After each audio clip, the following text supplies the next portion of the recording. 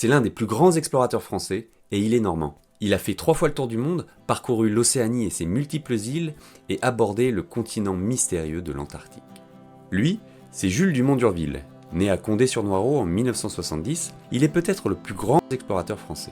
Fasciné par l'étude des plantes, Dumont d'Urville s'engage à 17 ans dans la marine, dont les bateaux partent explorer le globe pour ramener des plantes exotiques, des insectes et d'autres animaux. Mais son premier coup d'éclat ne concerne pas la botanique. En 1820, alors qu'il est en escale sur l'île grecque de Milo, un paysan va lui proposer de lui vendre une statue sans bras qu'il a découvert sous la terre dans un de ses champs. Sans le sou, il convainc le paysan d'attendre et de le garder jusqu'à son retour.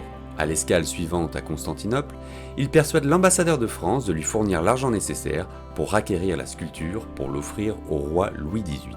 C'est ainsi que la Vénus de Milo fait son entrée au musée du Louvre. Lors de son 3e voyage, le roi Louis-Philippe lui donne pour mission d'atteindre le pôle Sud.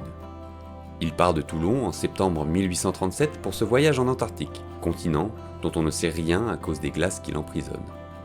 Après 3 ans de voyage, en janvier 1840, ils aperçoivent un ruban de terre au sud de l'Australie qui sera nommé Terre d'Adélie, en l'honneur de sa femme.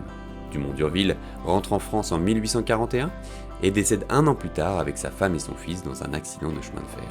La preuve que son travail est remarquable, ces cartes seront encore utilisées pendant la Seconde Guerre mondiale. Aujourd'hui, son nom est partout, et c'est notamment le nom de la base scientifique française basée en Antarctique. Boujou!